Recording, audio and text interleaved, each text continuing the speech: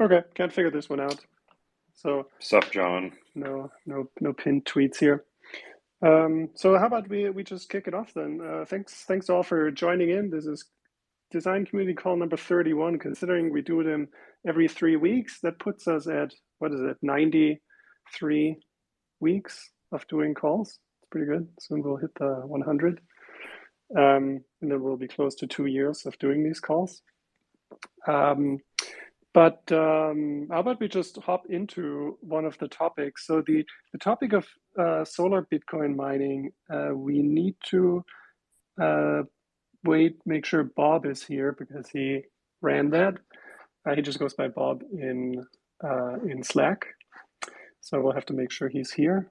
If you're Bob and you go under a different name on Twitter, just say hi. We'll add you as a speaker. But otherwise, how about we just kick it off with Paulo's topic? Or does anyone else want to chat, have anything else to say before we kick things off?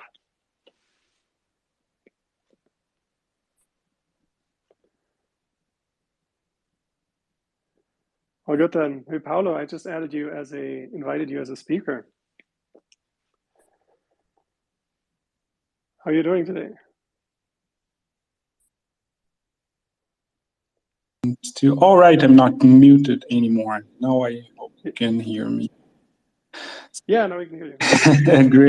Great. So I would like to start by thanking this opportunity to talk about my project of including some user experience research into the guide. I was actually very surprised when I received the email from the humans HRF. What's going on with me? I don't remember the name of the institution, the organization that is going to send me all this Bitcoin to be working with you guys. Human Rights Foundation, man, it's just too much coffee. I don't know what's going on with me. Anyways, yeah, I will be investigating and taking a look at doing what I like to call it secondary research. This is a funny thing. This is a topic. This is something that I have actually been also doing at work.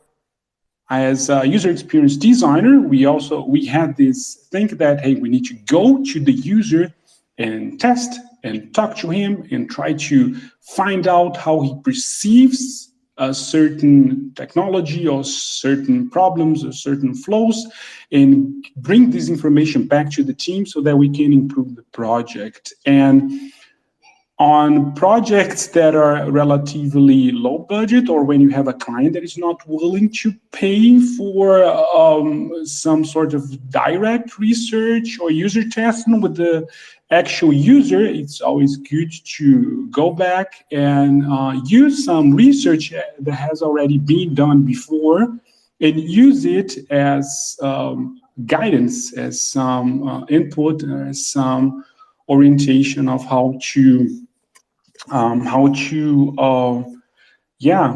develop and design and make design decisions that are going to make the user happy. And yeah, I'm going to start by taking a look at Patricia's work, which is one of the most interesting ones that I have found yet. And I've been doing this for some time, and there are some very interesting insights that I'm going to pick that up and say, hey guys, I think we can improve the Bitcoin design guide with these, based on these data, based on these recommendations that have been done by Patricia. And yeah, I don't think that I need to limit my work to that. And yeah, I want to add as much user secondary research as possible into the guide. I think that will be it for now. And if you guys have any questions, let me know. That's awesome. So how did that come about? Because there might be other UX researchers or so on here that are like, well, I'm sure the Human Rights Foundation didn't just like randomly, look at Twitter and say, hey, Paulo here, let's give him a grant. So how did you maybe you can talk a little bit where that idea came from and how you made that happen. Yeah, I've actually applied and to a grant, and I've actually been spent a lot of time at the end of last year applying for different grants. And I also would like to use this opportunity, this stage, the spotlight to thank you guys. Thank you. Thank Pav, Connor, and all the other guys. That Jones has also helped me a lot reviewing my different proposals and trying to guide me through this process. And you guys were very helpful people during this process, and I couldn't have achieved it without you. That's what I want to say.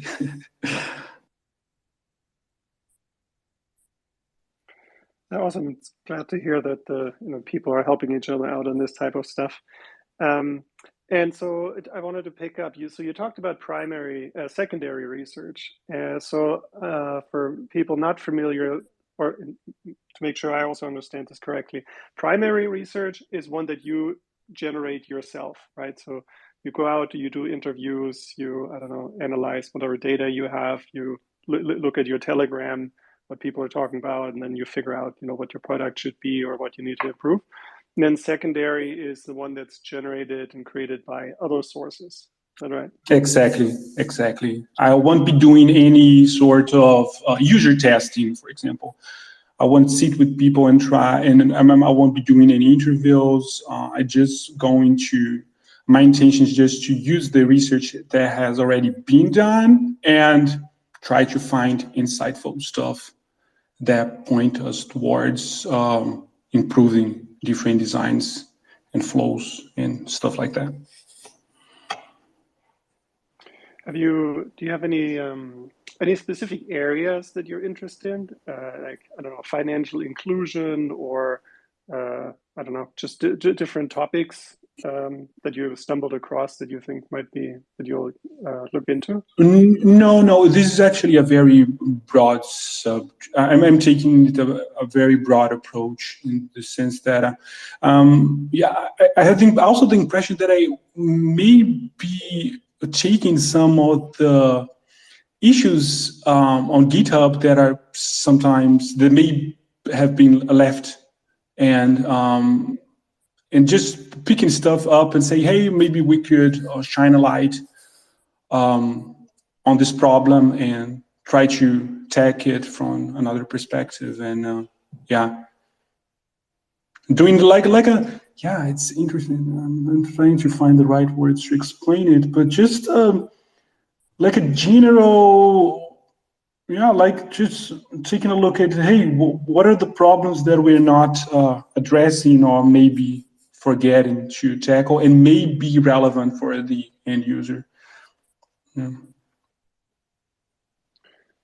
I think that's super helpful because there's a good amount of research out there, but I think a lot of time research is done and then it's placed into the public space. But there is a good amount of effort that needs to go into actually understanding and applying that and making that useful. And in terms of the Bitcoin design guide, something that very helpful. So we have a design reference or design research page that just lists out a lot of things, but we don't really have that tied in to the rest of the guide and those other 50 pages or so.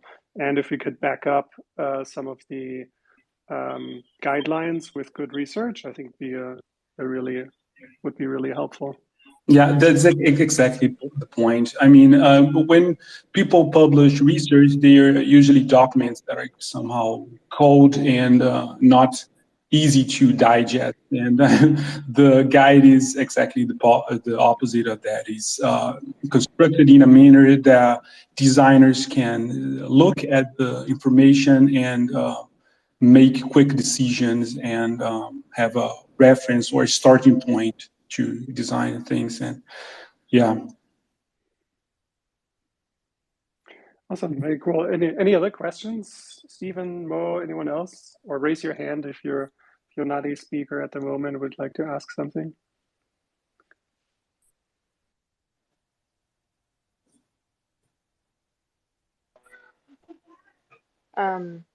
Congratulations, Paulo. My name is Mo. Hi, Mo. Nice to meet you. I was just curious about which I know that in the research section of the design guide, there's quite a few different links to like, research papers and then also Patricia's research. So are you planning to maybe just start with Patricia's research as your starting point, or do you have some ideas around looking into the other research papers that are also in the research section? I plan to also take a look at into the other material that we had there. Patricia, but it's exactly as you said. Patricia is just the starting point for me. Okay, cool. Yeah.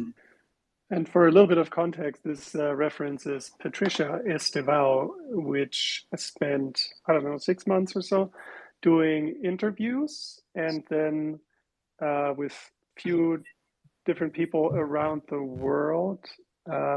It's at patestevao.com.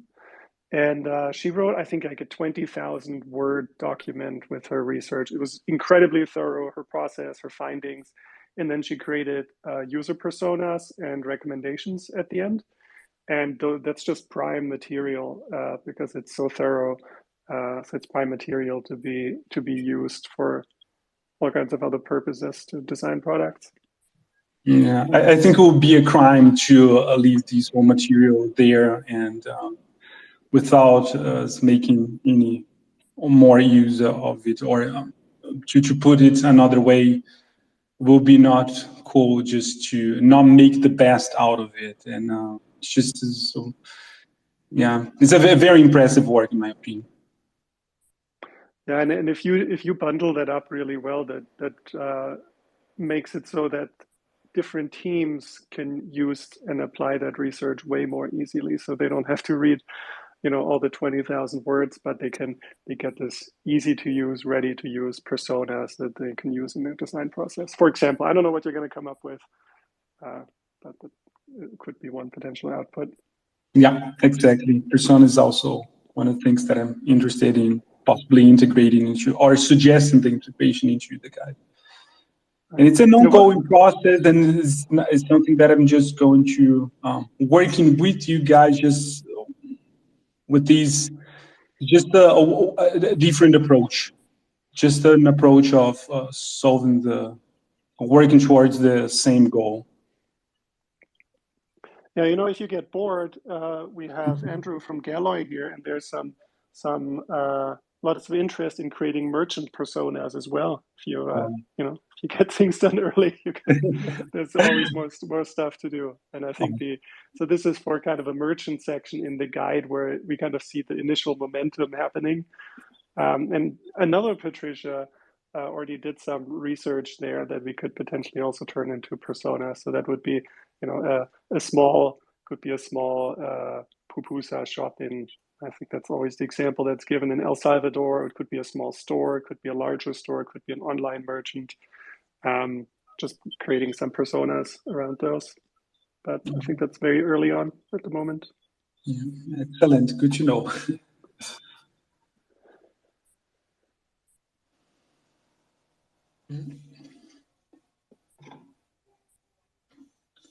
Yeah, I don't think I would have anything else to add for now. Do you have any question, you guys that are listening?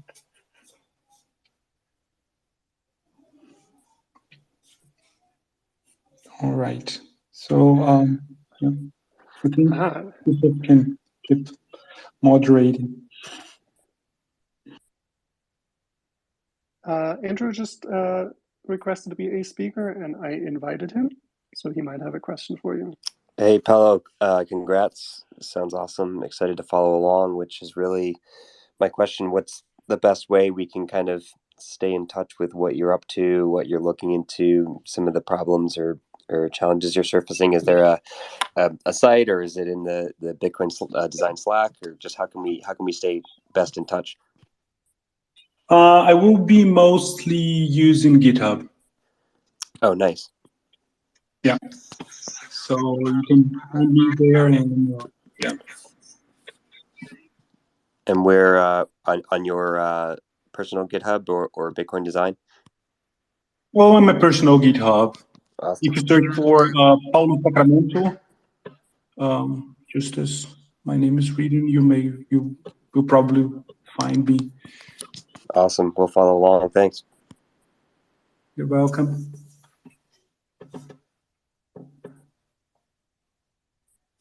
How are you going to present this in your own GitHub? Where you have like all kinds of documents and process, or how do you go about this? No, my idea is just to integrate it into the guide itself as much as possible. I don't want you to create any sort of separated document. It's not even a requirement. And that's the interesting thing about the Human Rights Foundation grant. There are absolutely no strings attached.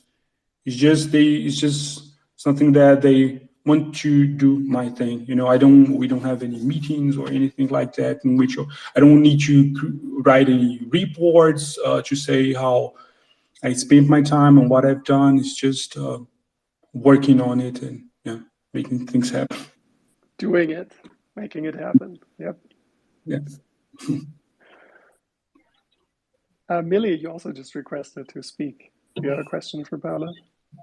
Yes, I had a question for you, Paulo. I'm also a UX UI designer. So I was wondering what angle you're looking for, like in your research. What kind of questions are you looking for to answer, if you didn't talk about it yet? Yeah, I'm searching for insights. I'm searching for stuff that when I read the guide, I think, oh, no one have already spoken about it, or oh, we don't have any recommendations regarding this problem that seems to be a recurring problem that the users have. That's my approach. It's just to find gold hidden in the middle of documents and academic papers and research and blog posts and yeah. The thing for me, the important thing for me is that it must be based on actual research with actual users. That's the whole point for me. It cannot be theoretical. It cannot be just about suppositions or ideas. It must be somehow grounded on actual research with actual users. And yeah, that's my approach. Okay, and I have another question. How are you gonna judge if the research is good or bad? What are your criteria that you're looking for? Methodology, number of people that have been interviewed, and just the typical research questions that we are already used to. Just taking a look if the research shows that 3-5 people have been interviewed, I can maybe discard it. But if I see a number of participants on a survey, for example, that go over, I don't know, 10, 15, 20 people, I may find it statistically significant. So, yeah. Thank you. Welcome. There is definitely some of that. When I worked on the design research page, I also read through a lot of these things. And just one example, and I might be butchering this a little bit, but I think there was one research paper that made big statements about central bank currencies and financial services that digital currencies allow. And if you look deeper, it was just like 20 interviews with undergrads at one university or so. So somehow they took that and extracted it into something that global governments around the world should consider. And there was just a disconnect for me. So I think it's a really good idea to take a close look there. And I think one thing I'm also curious is if you will find holes, areas where there is no research, where you could say, we don't know something that happens over here or there or in this part of the world or this type of use case, and then it could instruct further grants or other researchers to take close looks at those. I would definitely be doing that. I will have a sort of backlog in which all the questions that just pop up along the way will be kind of collected, and yeah, we'll try to create actionable material for the people that keep moving the torch. I see myself as someone that, like in the Olympics, I'm taking Patricia's torch and just running ahead, and it will be my goal to pass it forward to the next one. It's a really good way to look at it. We have Bob here now. Any other questions for Paulo? Or Paulo, would you like to say a few more things? Otherwise, we can switch topics. I don't think I have anything else to say. Cool. No more questions? Okay, excellent. So topic number 2 is solar Bitcoin mining, and Bob will be able to speak much more in a much more informed fashion about this. But basically, the reason why we're talking about this is that we have a sustainability channel on Slack, and there has been a whole bunch of activity that's pretty impressive. And one of the starting points for this is there was what is this? The Office of Science and Technology Policy of the United States made a request for information on the energy and climate implications of digital assets. And Bob and I believe a few other people put together this really super thorough response to this that I hope he'll be able to tell us more about. And if you're looking for that link, as I mentioned earlier, go to the Bitcoin Design profile. The latest tweet will have a link to a Gitbook page that has basically a online version of this brief, of this response that will be sent, or maybe is already sent to the US government. But I hope I didn't butcher this too badly here, Bob. What do you think? And also thanks for being here. Thanks for jumping on. Yeah, thanks for the introduction. You did a great job, and yeah, we did just submit it yesterday. It's 6 days ahead of the official deadline, but we did have collaboration from the Bitcoin design community, and Lindsay is actually here with me, and Mart also participated, and we have further things that we'd like to do with this concept in the community related to the design, even making the concepts easier to understand. But I guess I can give a summary for people that haven't been involved or maybe haven't seen any of the paper, the slides, or the analysis that we did on the project. And so we, in response to some of the news and information that we had seen in the world about sustainability concerns with Bitcoin's energy usage, or particularly Bitcoin mining energy usage, we wanted to really kind of tell a more complete story as how we've seen Bitcoin mining in relation to energy use in the world, and how it might incentivize things related to impacts on climate change. And we, it's a pretty complete opposite view to what most people may have thought about Bitcoin mining being a problem, because Bitcoin mining does use a lot of energy, but it uses primarily clean energy. Even more, it's the most clean energy mix utilizer of any major industry. That was from some research by the Bitcoin Mining Council. But our main point in the paper is to show that solar Bitcoin mining, but really any truly sustainable Bitcoin mining, is an accelerator in paying for the new energy generation that we need globally to resolve greenhouse gas emissions. So that's our main point. And we did the analysis to show that, and an analysis to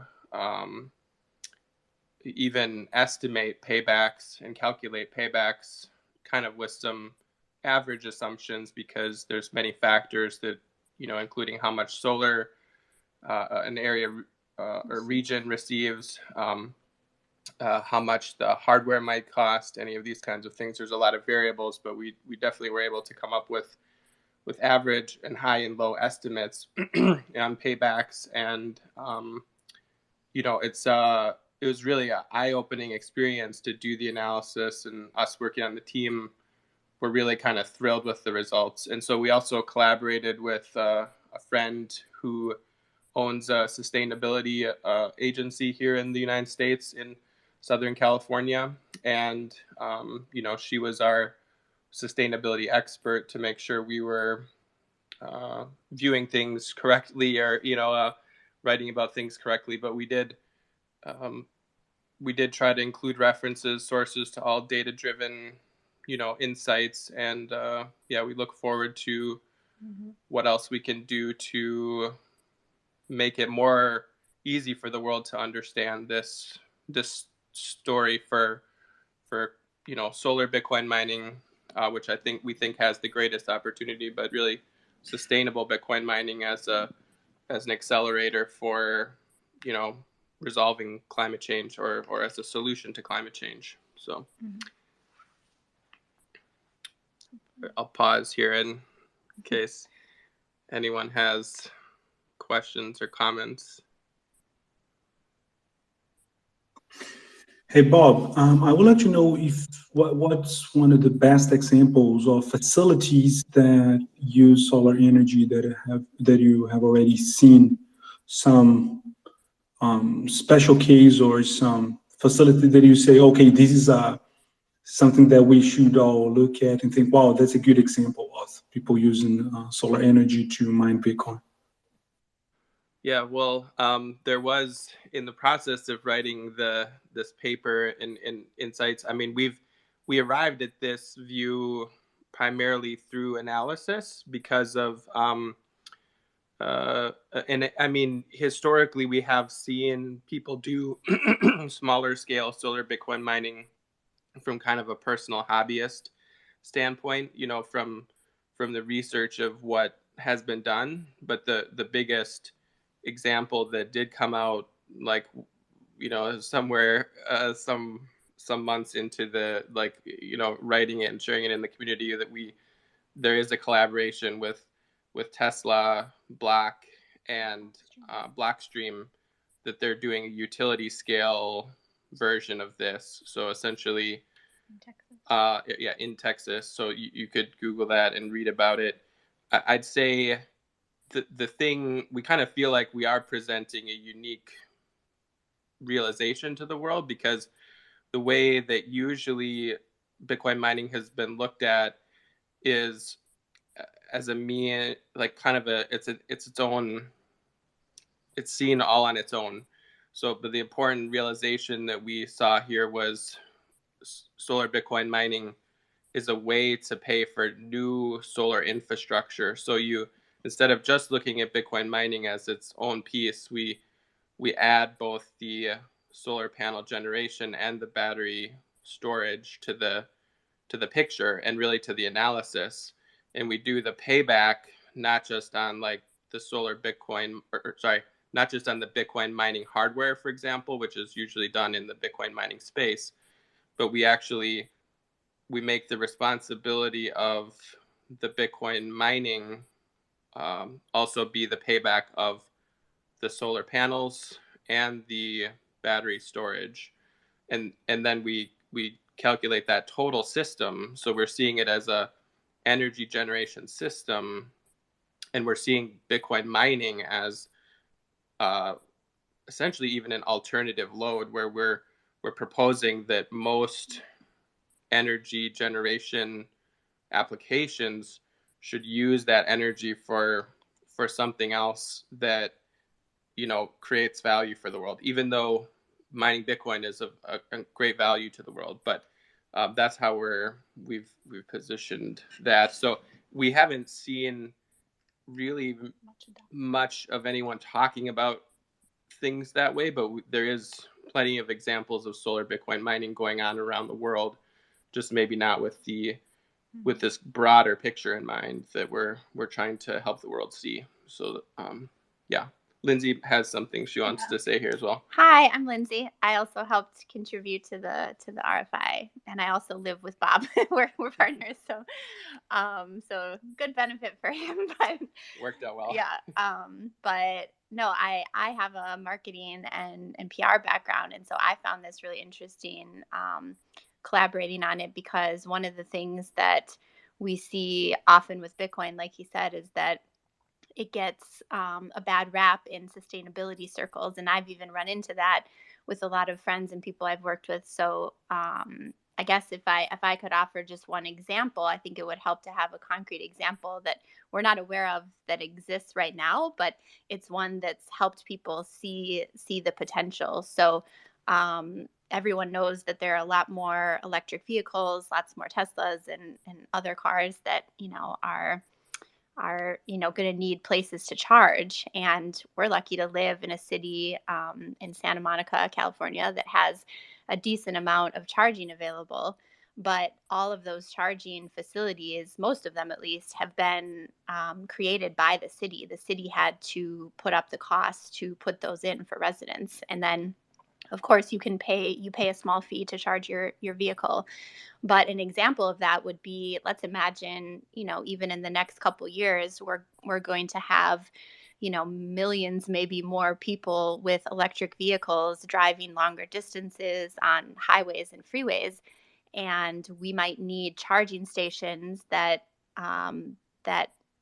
replace, essentially, or at least are an option, like we have gas stations today. So when you're driving on a long trip, you might need to charge every couple hours. And what business owner is going to put up the cost to do those charging facilities until they see that they're able to have enough vehicles stopping in order to make a profit, right? So even right now, there might not be quite enough vehicles that need charging for them to invest all that money to make a facility, to put up all the charging stations, et cetera, et cetera. So, I mean, that makes sense when you're Tesla. So Tesla can do that, but we're going to need more than just Tesla and more than just cities themselves, putting up the investment in order to do that. So if I'm a business owner and I want to make a roadside, a freeway side charging station, I'm going to do the analysis and see that it's not really feasible until I get either a larger amount of cars that need charging, or I have another revenue stream that I can use to increase, the payback on my upfront investment.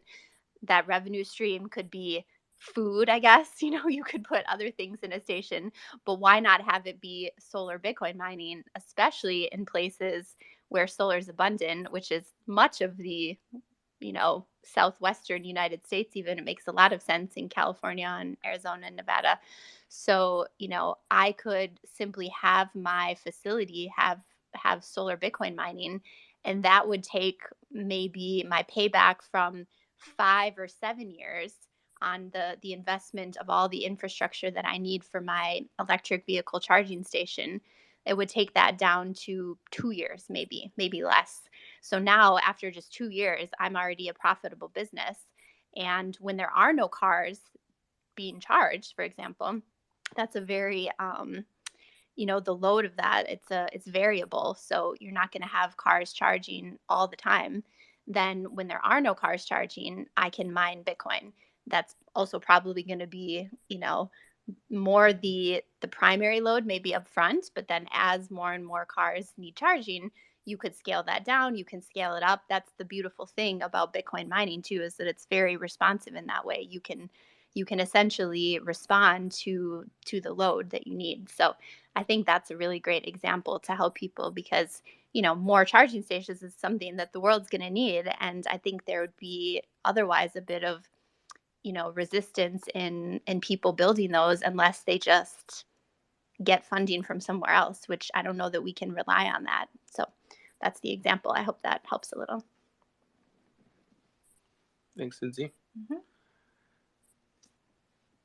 So yeah, we're open to any other questions, or we could also say we're looking for, in the sustainability channel, we're looking for, help and collaboration for anyone who really likes this idea or wants to learn about it more deeply. We could set up other web meetings or calls to make it a project, that we could continue to collaborate on in the Bitcoin design community.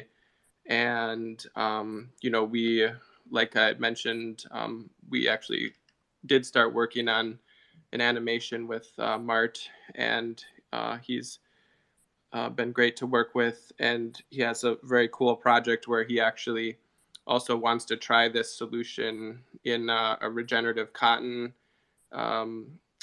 farming community in Kenya. And I know he's also looking for help with that project, that's a very fascinating project in and of itself. So if anyone's interested in that, you could ping him in Slack as well. And we'd also, the other thing I'd like to mention is we also really have a vision of this, something we call distributed thin solar waste mining, which is it's a different way to look at how mining hardware is packaged. So instead of a miner being a separate piece of equipment and it being integrated into, a configuration where you really have a density of ASICs, and so you have a heat generation problem, where we've seen the opportunity to mine Bitcoin directly on the back of a photovoltaic cell with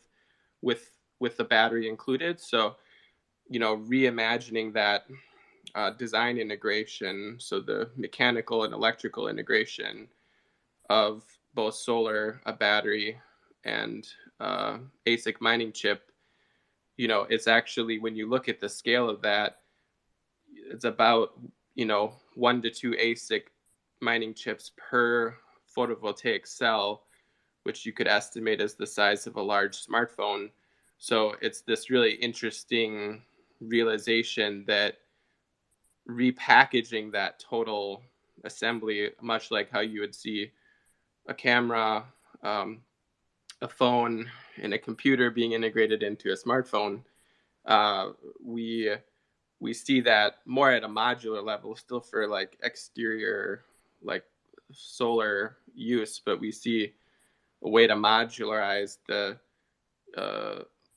this stack of hardware to be included in essentially all solar generation, or make that an option so that it makes it, essentially something that anyone could buy. When you buy your solar panels, it could come as a fully integrated solution, and you essentially only draw energy from your solar panels, which also store energy in the batteries. So it kind of solves this like need to try to figure out where you integrate your solar storage. And it also converts any waste energy you have that you're not utilizing as your primary load. It would give that waste energy a way to be turned into money, instead of actually just throwing the waste energy away, which is actually largely unrealized in the world today. But about a third of all energy generation in the world today is wasted. So it seems kind of silly to generate energy and waste it when we could do the value added service of mining Bitcoin and protecting the network. And that also really leads to further mining redistribution, which is a big something a lot of people in the community care about. So, and we hope to do all this under open source innovation. So this is also a side project for us, but we have actually developed a lot of passion for it. So we hope we can invite in a lot of people who might share those interests or share those passions and want to collaborate on it. So yeah, thanks guys. Probably all we have to share without taking up too much of the call time. Take questions. But we have if there's questions, let us know. Miguel, please go ahead. Hey, Bob, Lindsay. I haven't had a chance to look at your paper yet, but I was just wondering if you guys have looked into um, Troy Cross's um, proposal to incentivize the build out of solar panels and solar infrastructure for Bitcoin mining, because I think it's really interesting, and it sounds like it's something that would go right along with what you guys are trying to do. Yes,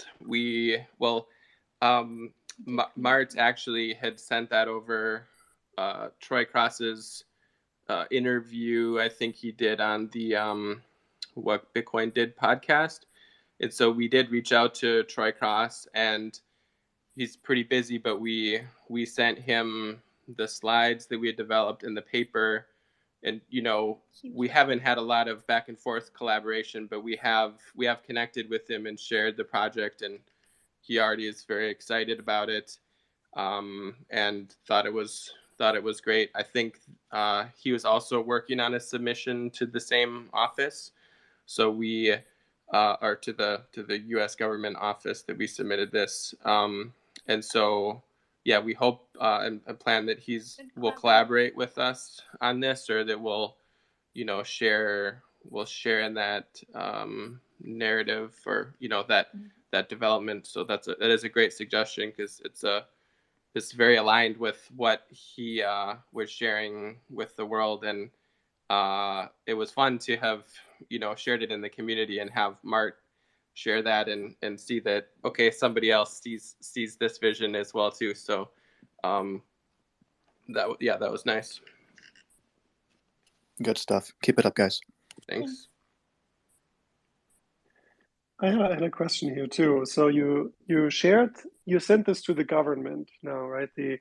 What is it called again? The Office for Science and Technology Policy. So. Okay. Yeah. So what happens next? What do they do? Do you expect that they will reach out to you and you'll have some conversations? And in addition, also, I was wondering if you're in contact with other entities like the Bitcoin Mining Council or other ones. Yeah, great question. So that's one of the reasons we wanted to collaborate with our friend who runs the Resilience Agency as well, because she has a bit more experience with this process, even kind of having done sustainability work like the government RFI kind of thing. So she had said, I'm imagining we'll get some kind of just response that they've received the submission. We didn't, yet, but I think they'll probably, once the deadline is reached, we'll probably get something just acknowledging the response. And what they do is, after the deadline has come, they will publish them all publicly on a website, which we'll make sure to share in Slack. There were some examples from previous RFIs that you can go to the website and read. I think the last one that they did was actually on opinions on sort of the ethics of using biometrics, so of course you had both sides of that. You had companies like Google and et cetera, who were saying all the reasons that it was good. And then you had universities and sometimes, kind of ethics organizations, pointing out some of the potential issues. So it is kind of cool, because I think you will see a variety of submissions when they publish them. But the nice thing that we think is going to be very helpful is that, as we said, someone like Troy Cross, there are other people, I believe, that are making submissions that are going to really tell the story of the sustainability side, and what, rather than being a hindrance, that that Bitcoin mining can be a large contributor to the solution of climate change and our climate issues. So essentially, that's the long way of saying, at the bare minimum, they will publish it on the website, the Office in Science and Technology Policy. And they're guaranteed to read it. They're guaranteed to read it and consider it and publish it on the site. And then, what our friend said and what we're understanding is that we're not guaranteed to necessarily get any conversations. However, what the team of that division is supposed to do is to read all of the submissions, and then they compile a report essentially for the president, for President Biden. And it's possible, I guess, that if, this idea is strong enough and it makes its way into the report, that then, yes, perhaps someone could reach out with further questions and something like that. Mm-hmm. But we can't say that for sure. That'll happen, yeah. But so it can't hurt. It can't hurt, yeah. We got our story across and our point across clearly, and we also hope to, we haven't thought of what channels we might use, but there have been a couple channels that have published the reverse side to the Bitcoin mining climate mm-hmm. contribution, like the New York Times. We may consider sending it to some of the main media outlets who might want to see it as a journalistic topic to tell the different story, or to show this in a different light, because there are some really important realizations that have kind of missed that previous narrative. I suppose plenty of people have speculated why there's that previous narrative being spread so strongly in recent time, but we think it would be good to get more visibility to this story, to this kind of analysis. We actually believe we can model it at solar Bitcoin mining at a very small scale or a very large scale, and come up with very accurate information on how the payback might work. We've started a kind of open solar Bitcoin mining calculator that I shared in the sustainability channel, which is using just a open JavaScript observable notebook, so it can be forked and copied. But we plan to continue the analysis there, so people can play with the input factors, and they can examine the scale and things like that they might be interested in trying this at. So we hope if anyone else has ideas on how we might reach a bigger audience with the idea in a calm fashion, I guess we like, that's always welcome. So, good questions.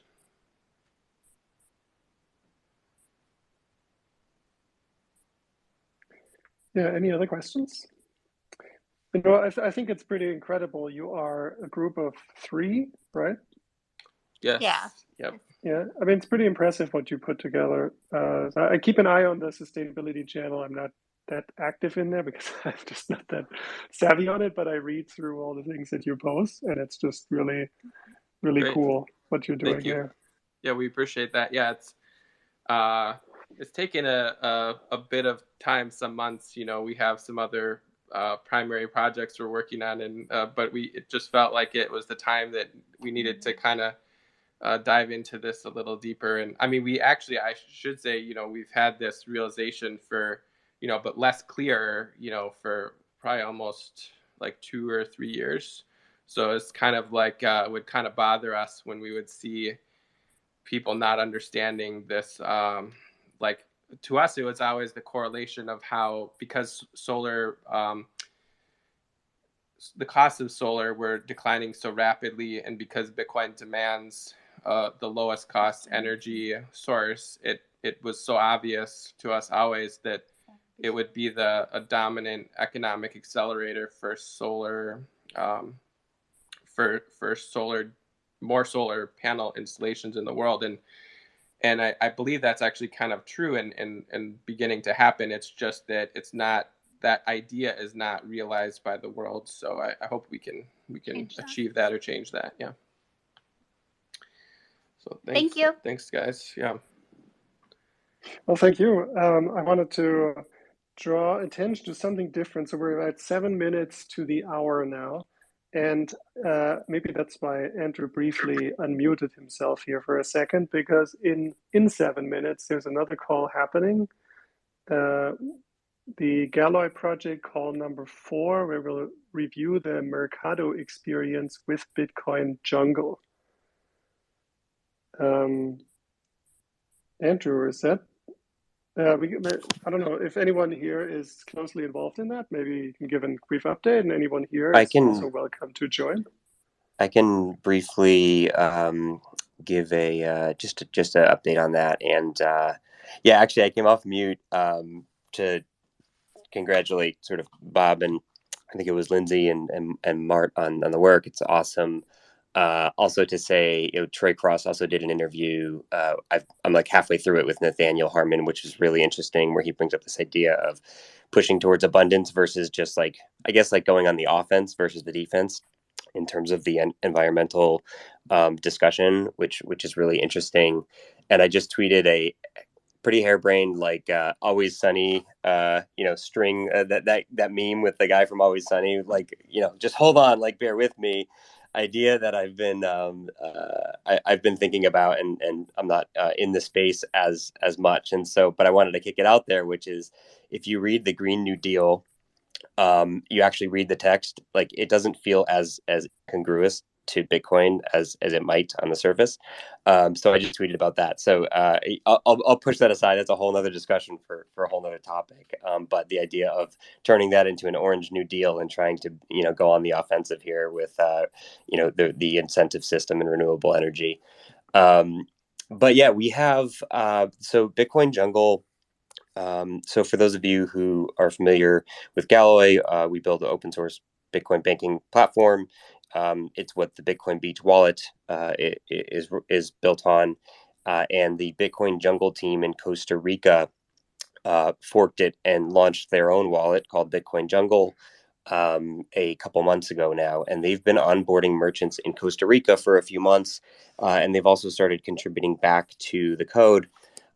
One big update that they have, they've recently shared, and it's in like sort of the interaction design phase, is a interaction they're calling Mercado, which is a proposal or is proposed to potentially replace the maps functionality in the Galoy wallet. So if you've seen Bitcoin Beach Wallet, there's a maps tab that shows you where you can spend Bitcoin, and it shows different merchants. And so this Mercado feature is really takes that to a whole nother level and introduces this idea of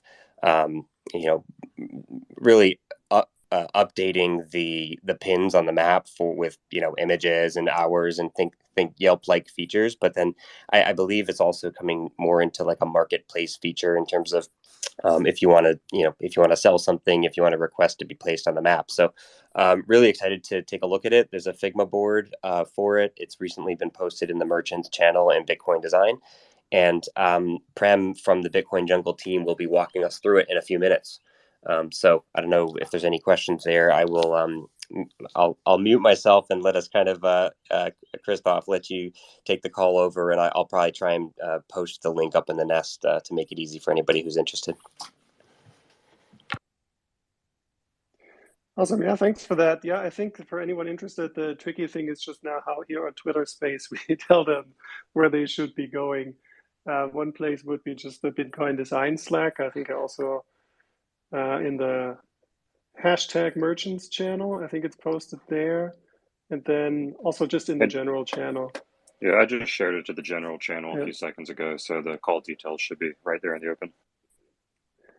Yeah, and if you don't like Slack, then you can go to the Bitcoin Design GitHub repository in the organization. In the Meta repository, there's an issue called Galoy Project Call number 4, and that's where all the relevant links are in. So that starts in 2 minutes. How about we get everyone here to hop on and switch over to that call? See y'all there. Awesome.